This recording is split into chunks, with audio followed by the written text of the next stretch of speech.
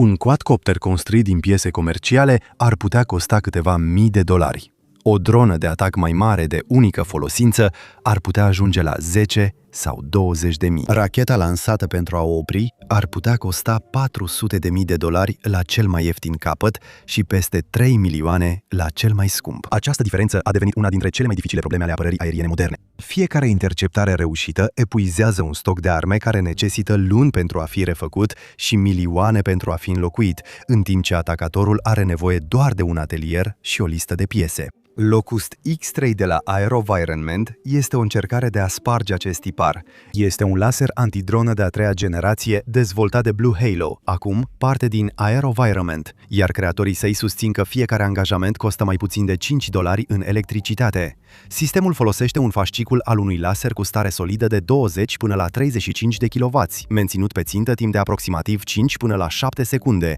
și este proiectat să neutralizeze dronele din grupa 1 până la grupa 3, categoria mică și medie, care include și droneurile de atac de tip Shahed. Unități Locust anterioare au fost deja desfășurate în străinătate împreună cu forțele americane. X3 este versiunea pregătită pentru producție, propusă pentru o adoptare mai largă de către armată. Întrebarea este dacă armele cu laser au trecut în sfârșit de la stadiul de prototip la echipament folosit în mod curent pe câmpul de luptă. Acest episod urmărește cum dronele ieftine au forțat apariția Locust, cum a ajuns sistemul în serviciu, ce schimbă X3 în ceea ce privește designul și de ce. Răspunsul la arma supremă de apărare împotriva dronelor depinde la fel de mult de regulile spațiului aerian și de un incident ciudat deasupra orașului El Paso, cât și de hardware-ul în sine. Dronele ieftine au rescris imaginea amenințării pentru fiecare armată modernă.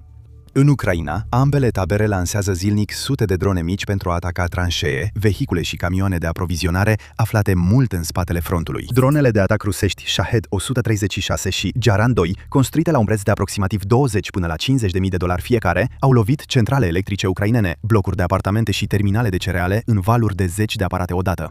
Același tipar s-a răspândit în Orientul Mijlociu și pe mare. Forțele Houthi din Yemen au folosit drone și rachete antinavă pentru a ataca nave comerciale în Marea Roșie, forțând marii transportatori să ocolească Africa. Milițiile susținute de Iran din Irak și Siria au lansat atacuri repetate cu drone și rachete asupra bazelor americane. Pe 28 ianuarie 2024, o dronă kamikaze a trecut de apărarea antiaeriană la Tower 22, un mic avampost logistic american de la granița dintre Iordania și Siria. 3 soldați americani au fost uciși și peste 40 au fost răniți. Până la începutul anului 2024, Pentagonul raporta că atacurile asupra forțelor americane din regiune, începând din octombrie 2023, au rănit bine peste 100 de militari în peste 165 de incidente separate. Dronele care provoacă pagubele nu sunt exotice. Multe sunt construite din platforme aeriene comerciale, autopiloți de tip hobby și camere disponibile pe piață. O dronă de atac de tip Shahed costă câteva zeci de mii de dolari. Un quadcopter care aruncă o grenadă asupra unui vehicul parcat poate costa mai puțin decât o mașină la mâna a doua și una ieftină pe deasupra.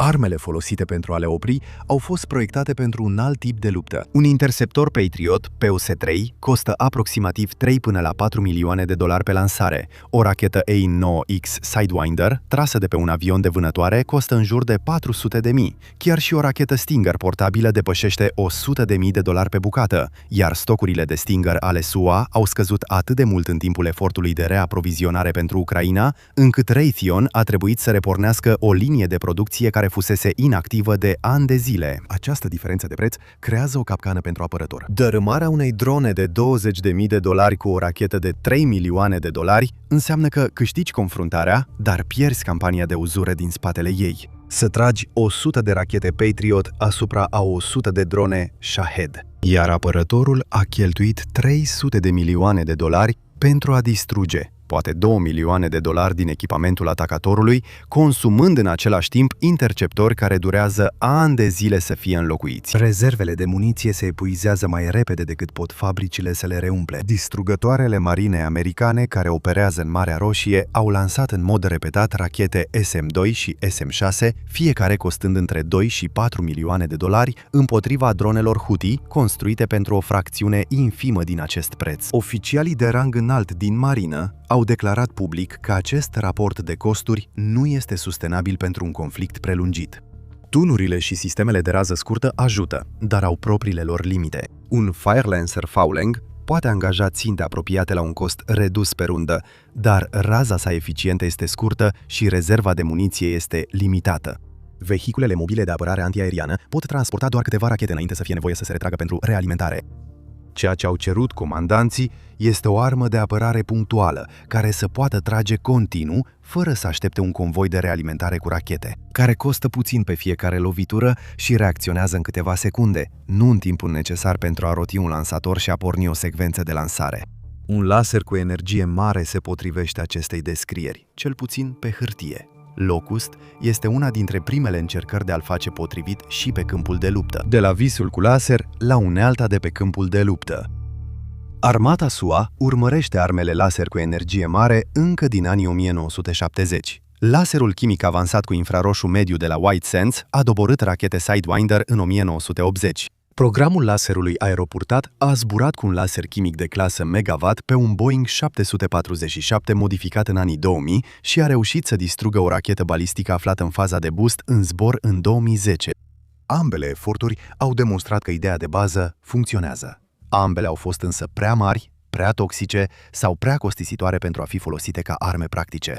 Schimbarea a venit odată cu laserele solide și cu cele pe fibră optică, care funcționează pe bază de electricitate în loc de combustibili chimici și pot fi integrate în spații mult mai mici. Până la mijlocul anilor 2010, industria americană producea module laser pe fibră de 10 până la 30 de kW care puteau fi combinate pentru a crește puterea, menținând totodată ansamblul suficient de compact pentru a încăpea pe un camion sau pe puntea unei nave.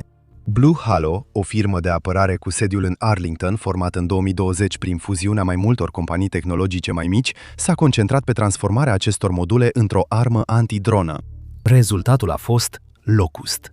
Proiectul a combinat o sursă laser pe fibră cu un director de fascicul de precizie, un sistem de urmărire electrooptic și în infraroșu, precum și un software capabil să detecteze o dronă mică și să mențină fasciculul pe un punct vulnerabil. În 2021, armata a organizat un exercițiu de tragere cu arme cu energie dirijată pentru apărarea aeriană pe distanță scurtă la Fort Sill, Oklahoma. În cadrul exercițiului au fost montate sisteme laser concurente din clasa de 50 de kW pe vehicule blindate Stryker și le-a pus față în față cu ținte de tip dronă și rachetă. Tehnologia de control al fasciculului de la Blue Halo a făcut parte din acest efort, iar exercițiul de tragere a oferit armatei date concrete despre care subsisteme au urmărit și au distrus efectiv droneuri în condiții de teren.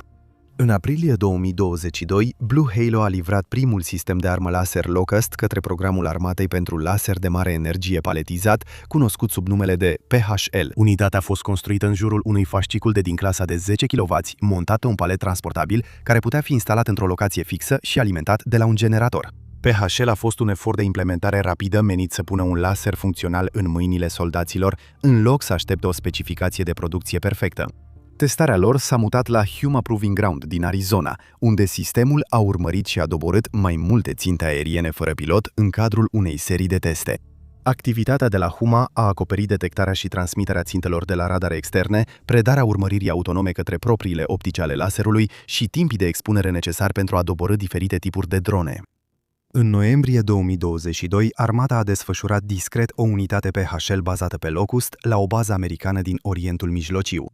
A fost prima utilizare operațională recunoscută public a unei arme cu energie dirijată pentru apărare antiaeriană. Desfășurarea a rămas în mare parte departe de ochii publicului mai bine de un an. Oficialii armatei au recunoscut ulterior că sistemul a neutralizat amenințări care se apropiau în anumite condiții, dar au refuzat să ofere detalii despre numărul exact de angajamente, momentele sau locațiile acestora. General locotenent Robert Rush, pe atunci șeful biroului pentru capacități rapide și tehnologii critice al armatei, le-a spus reporterilor în 2024 că PHL s-a comportat excepțional de bine în teatru de operațiuni.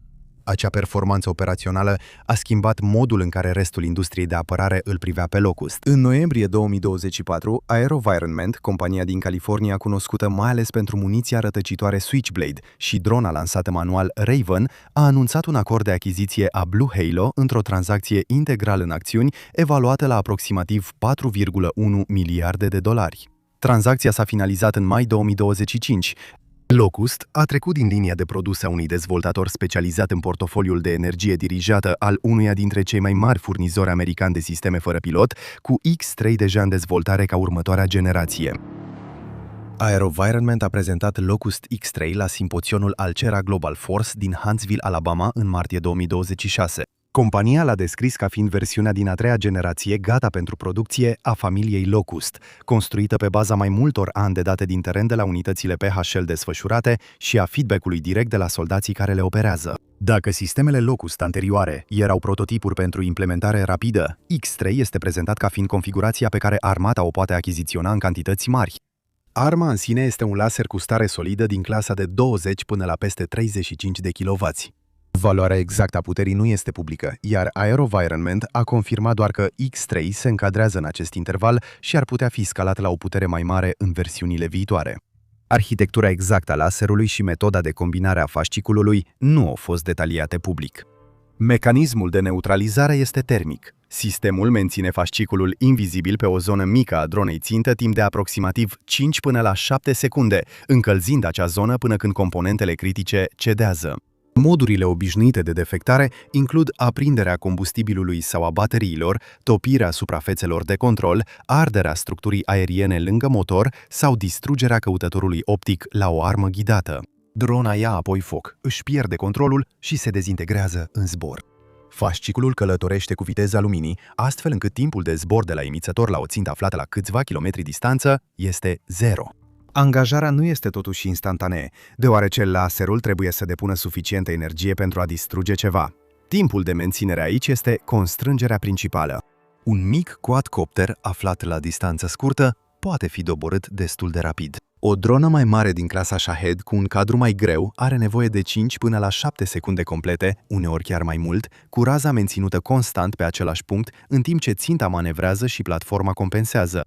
X3 este proiectat pentru aeronave fără pilot din grupa 1 până la grupa 3. Grupa 1 include dronele mai mici, sub 9 kg, quadcoptere din categoria hobby. Grupa 2 ajunge până la 25 de kg.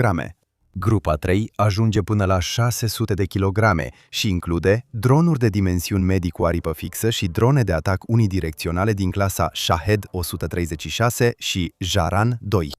AeroVironment a promovat sistemul și împotriva navelor de suprafață fără pilot de mici dimensiuni, bărcile încărcate cu explozibili pe care forțele Houthi le-au folosit împotriva navelor comerciale în Marea Roșie. Secvența de angajare începe în afara sistemului. Un radar extern, un senzor acustic sau rețea mai largă de apărare antiaeriană detectează o țintă care se apropie și transmite informația către Locust.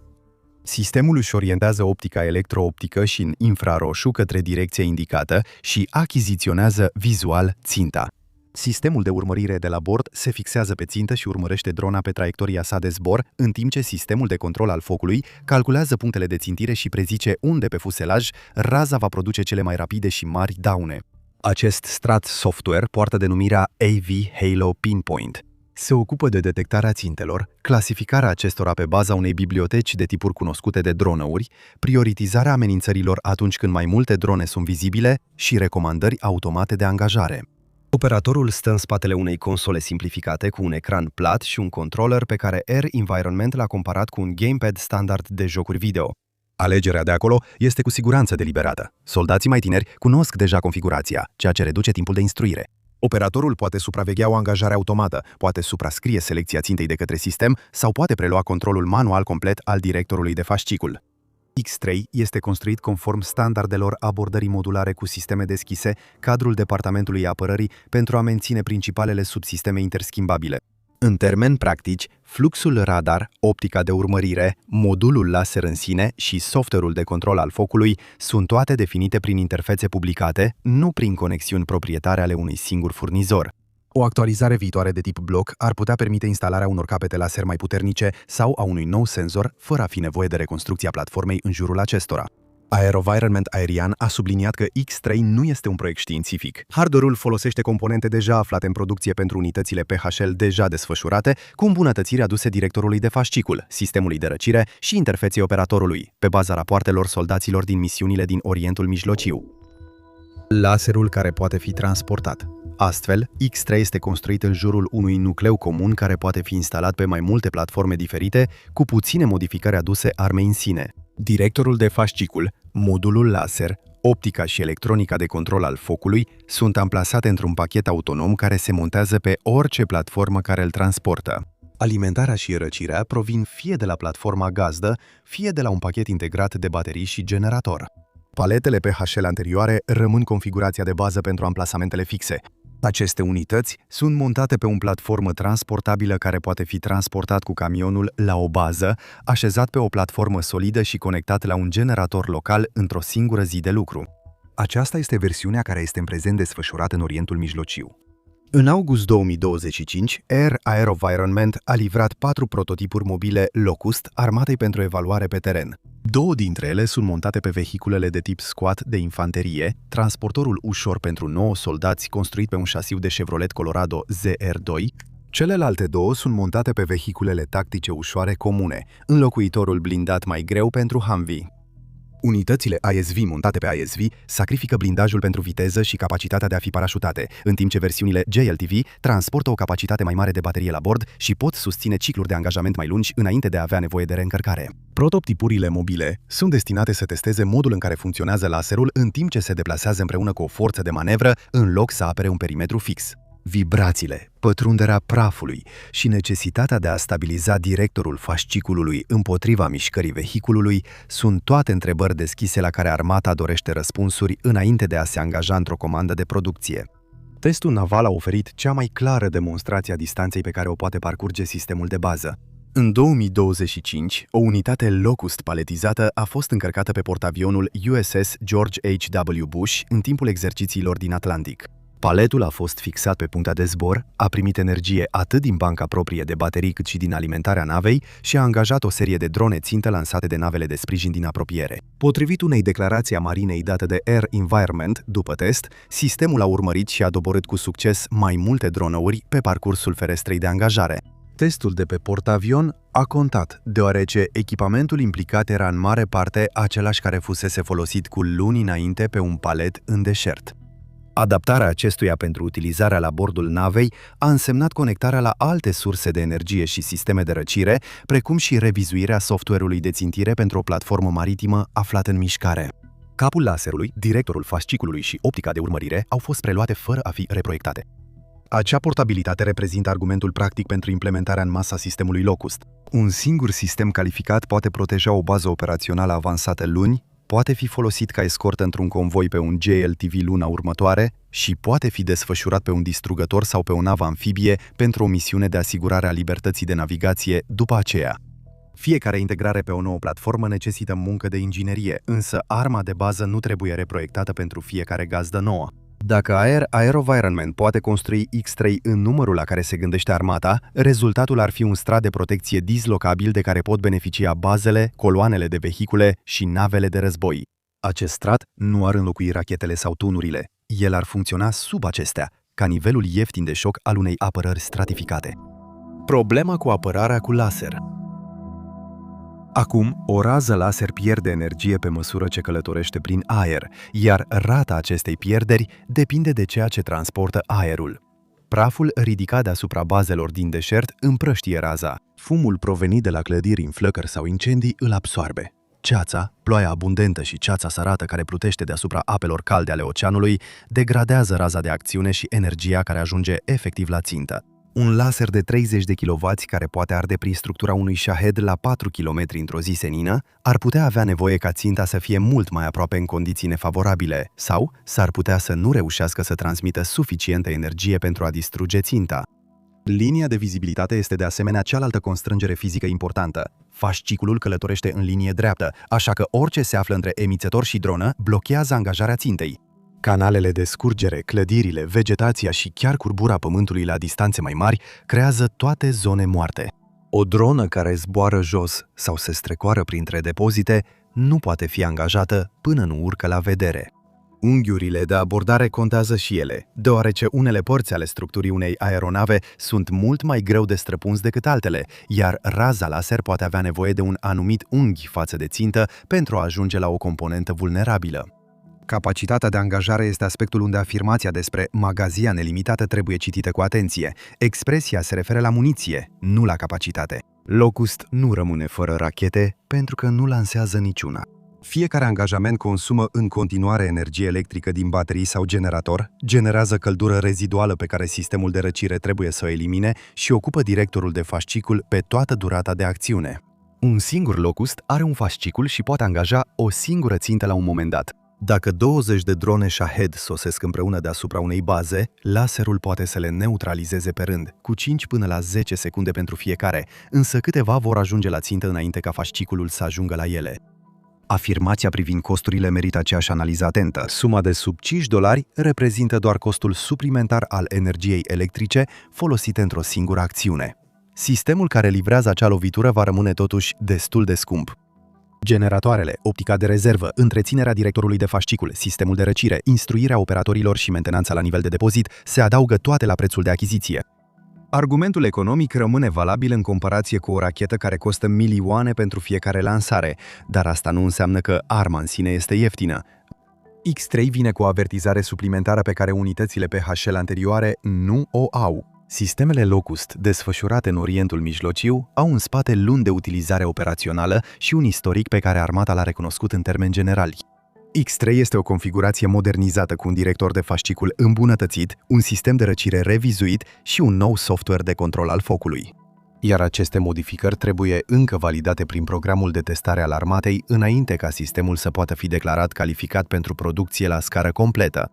Aerovirent Aerian a livrat cele 4 prototipuri mobile în acest scop la începutul anului 2026, iar rezultatele evaluării nu sunt încă publice. Locust X3 este cel mai corect descris ca un strat eficient într-o rețea de apărare care are încă nevoie de radare, rachete, tunuri și război electronic pentru a acoperi golurile pe care laserele nu le pot umple. Urmează decizia care va fi luată. Acum, programul durabil de laser cu energie mare al armatei este de așteptat să acorde un contract până în al 3-lea trimestru al anului 2026 pentru primele 24 de sisteme laser de producție destinate contracarării dronelor. Acordarea contractului are scopul de a aduce armata dincolo de platformele paletizate introduse rapid în serviciu și camioanele prototip din ultimii 4 ani către o linie de producție stabilă care să poată livra 10 de unități pe an. Locust X3 este unul dintre principalii candidați.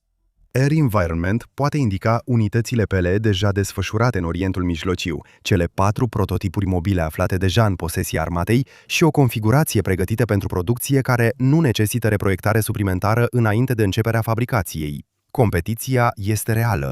Raytheon a dezvoltat propriul său sistem din clasa de 50 de kW în cadrul efortului de apărare aeriană pe rază scurtă cu energie dirijată, iar Lockheed Martin a livrat lasere de putere mai mare din clasa de 300 de kW către programul armatei pentru capabilitatea de protecție împotriva focului indirect.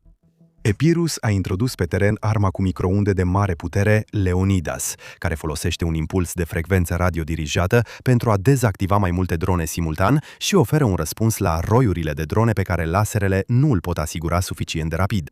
Nici o armă nu acoperă toate amenințările. O arhitectură pe straturi este rezultatul cel mai probabil, cu laserele folosite pentru eliminări precise și ieftine împotriva dronelor individuale, microundele utilizate împotriva roiurilor strâns grupate la distanță scurtă, iar rachetele sau tunurile rezervate pentru ținte aflate în afara razei laserului sau în condiții meteo care împiedică fasciculul. Locust X3 ar putea deveni una dintre primele arme practice care fac apărarea împotriva dronelor sustenabilă din punct de vedere economic la scară largă. Echipamentul doboară dronele cu lumină focalizată la un cost de electricitate de doar câțiva dolari pe lovitură, iar acest cost schimbă opțiunile disponibile pentru un comandant de bază care urmărește țintele pe un ecran radar. Un apărător care nu mai trebuie să folosească o rachetă de 3 milioane de dolari împotriva unei drone de 20.000 de dolari poate continua să tragă în valuri de atacuri fără să rămână fără muniție. Indiferent dacă X3 câștigă contractul pentru laserul de mare energie sau pierde în fața unui competitor, metoda mai ieftină de a riposta este cu adevărat descoperirea care contează. Vă mulțumesc că ați urmărit!